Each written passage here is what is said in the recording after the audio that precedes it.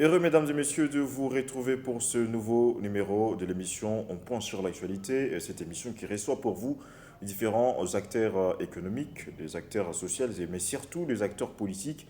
Et aujourd'hui, pour parler de la situation qui fait la une de l'actualité ici en République démocratique du Congo, nous recevons pour vous Monsieur Prince Jacques Bachali, et qui est le président interfédéral du parti politique Action commune pour la République, cher à Elisère Tambouy, qui en est le président national. Monsieur Jacques Bachali, nous vous disons bonjour et bienvenue.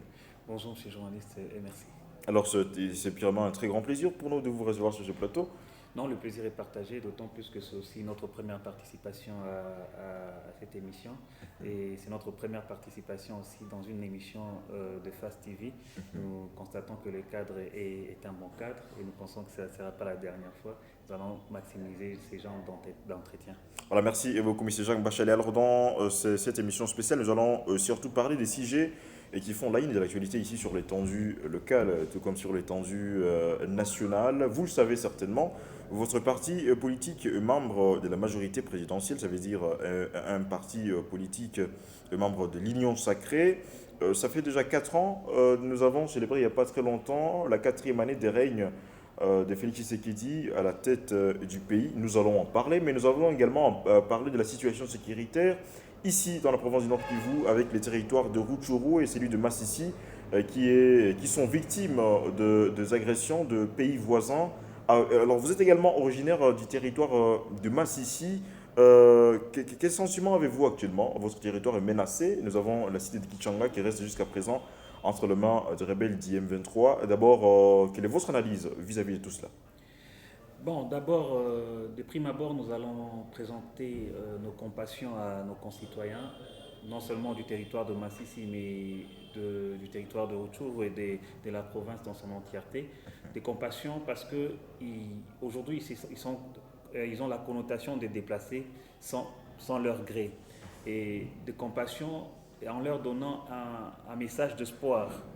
Parce que ranger derrière nos forces armées de la République, ranger derrière le président de la République qui est le commandant suprême, nous pensons que dans les jours à venir ou bien dans l'avenir, nous allons justement reprendre nos entités, nous allons rentrer chez nous et nous allons vivre en paix parce que c'est parmi les démarches clés du président de la République. Donc j'adresse à cette population un message de compassion et un message d'espoir en même temps.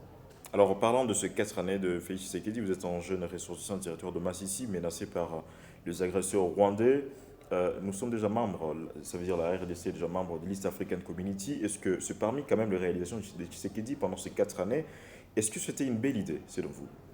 Belle idée ou pas belle idée, je crois que chaque convention internationale, chaque adhésion euh, dans une organisation internationale a son côté positif et son côté négatif. Commençons avec Et le côté positif. le constat du côté positif, et c'est un cadre, la bonne volonté de s'ouvrir au monde. Vous savez qu'aujourd'hui, le monde est un seul pays. Et les frontières essaient avec le temps, sont en train d'être brisées pour mettre un libre-échange entre les États. Et si la bonne volonté du chef de l'État, la bonne volonté du gouvernement congolais d'aller vers les EAC, et c'était dans le cadre d'ouvrir les échanges entre les pays membres de cette communauté.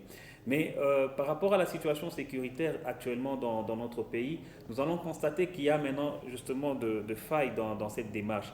Parce que lorsqu'on est dans une même communauté, et on a l'impression, aujourd'hui ce n'est même pas une impression, on sait que parmi le membre de cette communauté, nous avons nos agresseurs.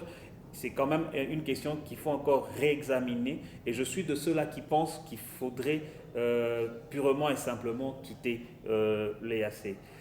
Donc c'est très important de le dire. Donc il y a des côtés positifs. C'était la bonne intention d'avoir un libre-échange, d'avoir accès à d'autres pays, surtout pour nous qui vivons ici à l'est du pays. Mais lorsqu'on constate que les membres de cette communauté en veulent aussi à notre intégrité territoriale, je crois qu'il faut refaire cette question, et d'autant plus qu'on voit aussi le comportement de troupes de l'EAC sur terrain, leur comportement ils sont là pas en termes d'offensif, mais ils sont là en termes de créer des zones tampons, et là ça frise la balkanisation. Alors, quitter déjà les AC, est-ce que ça ne serait pas trop tôt ou soit il fallait resserrer le vis, peut-être exiger à ses forces d'être très offensif au lieu de jouer à la défensive? Je crois que c'est le résultat que nous, population, attendions. Mais qu'à cela ne tienne, nous allons mettre la pression. S'il faut redéfinir les choses, il faudrait le redéfinir, mais nous allons mettre la pression sur nos parlementaires. Nous allons mettre la pression, parce qu'il y a la session qui va s'ouvrir, je crois, au mois de mars. Nous allons mettre la pression sur nos élus pour qu'ils puissent revoir cette question de l'EAC. Alors nous sommes justement, nous commençons d'abord par là, nous parlons de 4 années de règne du régime Tshisekedi. Les élections sont attendues en décembre 2023. Vous êtes parmi ceux-là qui sont originaires d'ici à l'Est, donc vous connaissez quand même le mal de l'insécurité à laquelle nous sommes quand même victimes. Qu'est-ce que vous pouvez établir comme bilan de ces 4 années de règne du président Félix Tshisekedi, étant donné que votre parti politique, c'est également un parti de la majorité présidentielle? Il faudrait me nuancer. Notre parti ne fait pas partie de la majorité présidentielle ni de l'Union sacrée. Certaines personnalités de notre parti, dont le président Eliezer Tambwe, le premier vice-président Ogi Kalanji, sont membres de l'Union sacrée. Mais le parti, vu que l'Union sacrée n'a pas encore été formalisée et il n'y a pas une charte qui définit réellement l'existence de l'Union sacrée, notre parti, et il n'y a jamais eu de discussion au niveau de notre parti pour voir comment adhérer à l'Union sacrée. Donc le parti, dans sa connotation parti, personne morale, n'est pas membre de l'Union sacrée. Certaines personnalités du parti sont membres de l'Union sacrée et je tenais justement à faire allusion à cette nuance. Alors, par rapport au bilan, je crois que le bilan du président de la République est positif. Positif sur certains points, mais je ne les dirai pas dans sa globalité parce qu'il y a beaucoup à faire. Vous savez que notre pays est resté pendant 18 ans à l'agonie. Notre pays a été mis par terre pendant le règne du régime passé pendant pendant 18 ans. Et aujourd'hui, il fallait tout refaire. Et il fallait commencer quelque part. Je crois que parmi le point le plus important du règne du président Félix Tshisekedi, il y a par exemple la gratuité de l'enseignement de l'enseignement de base qui est un point positif. Bien que jusqu'à présent, les enseignants sont tous les jours dans la rue en train d'exiger à ce qu'ils puissent être payés. Bon, vous dites quand même que la gratuité... Je crois que pour vivre cette question de gratuité, le résultat de cette question de gratuité, il faut aller dans les milieux ruraux. Moi, j'étais à Ngingwe. Ngingwe, c'est dans le territoire de Massissi. Et j'ai vu le nombre d'enfants qui sont allés à l'école, qui sont aujourd'hui à l'école. Et je crois qu'il y a des retouches à faire, surtout sur la question salariale des enseignants. Il y a des retouches à faire sur la question des infrastructures. Mais aujourd'hui, déjà, la volonté de vouloir que chaque enfant congolais puisse aller à l'école, que chaque enfant congolais qui ne puisse pas avoir un prétexte que je ne suis pas allé à l'école parce que les parents n'ont pas des moyens, parce qu'il n'y a pas d'argent. Aujourd'hui, c'est quand même quelque chose de louable et de très positif. Deuxièmement, je peux dire que pour le compte du bilan du président de la République, c'est les côtés état des droits. Je crois qu'aujourd'hui, au Congo, il n'y a pas d'exilés politiques, comme on l'a vécu dans le temps. Aujourd'hui, il y a les libre expression. Aujourd'hui, on a des gens qui peuvent marcher sans être inquiétés. Aujourd'hui, on a des gens qui peuvent faire valoir leurs droits sans être inquiétés. Et nous avons vu même jusqu'à aller jusqu'au niveau du directeur de cabinet du chef de l'État qui est allé répondre devant les instances judiciaires. Mais il a été relâché quelques années après sans les conclusions de la justice. Sans que les millions dont il était reproché d'avoir détourné ne soient quand même repérés. Je crois qu'on ne va pas chercher à savoir comment est-ce que le million sont rentrés ou pas, mais on doit chercher à voir que ce qui ne pouvait jamais se passer. Aujourd'hui, on est dans une situation où il n'y a plus des intouchables. On a le président de la République qui a des gens autour de lui, mais qui ne se prévaloir, qui ne peuvent pas se prévaloir d'être des intouchables. Non, il y en a qui pensent qu'ils sont de règlement de comptes politiques. Non, non, je Que ce pense. n'est pas du fait qu'il a détourné, on l'arrête pour le détournement, parce que jusqu'à présent, les millions ne sont pas rentrés. Je crois que c'est un processus. Aujourd'hui, c'est très important de le dire. Il n'y a pas des intouchables au Congo comme on l'a vu dans le régime passé. On a vu avec le conseiller en stratégie Vidi Chimanga. On l'a vu avec le conseiller en matière de sécurité qui est encore aujourd'hui au niveau de la justice. Donc on comprend qu'aujourd'hui au Congo, tout le monde est sur le même pied d'égalité. Pourquoi? Parce qu'avant, on pouvait avoir des gens qui savaient qu'étant autour du président de la République ou bien étant dans les institutions, ils sont intouchables. Mais aujourd'hui, on sait que même moi qui suis un simple citoyen au niveau du territoire de Massissi, j'ai le même droit que celui qui est aux institutions au niveau de Kinshasa. Et ça, c'est déjà des avancées qu'on doit attribuer au bilan du chef de l'État. Nous allons parler aussi du cadre diplomatique, le côté diplomatique du chef de l'État. Aujourd'hui, les gens pensent que c'est facile de lever l'embargo, par exemple, l'embargo sur les armes nous imputé par les Nations Unies, mais aujourd'hui, on peut maintenant on peut maintenant chercher et acheter des armes à l'étranger et venir défendre notre nation. Ça, c'est très significatif en termes des bilans, des avancées diplomatiques du président de la République. Nous avons aussi le Congo qui était isolé. Aujourd'hui, nous sommes ouverts aux organisations sur le plan national et sur le plan international. Aujourd'hui, nous avons vu que tout le monde tourne aujourd'hui sur le Rwanda. C'est les résultats d'un travail acharné sur le plan diplomatique, parce que ce soit les organisations, que ce soit les personnalités, que ce soit les pays, aujourd'hui, ils ont confirmé et accepté que le Congo est agressé par le Rwanda. Mais si l'on compare quand même les deux régimes passés, le régime Tshisekedi et le régime Kabila,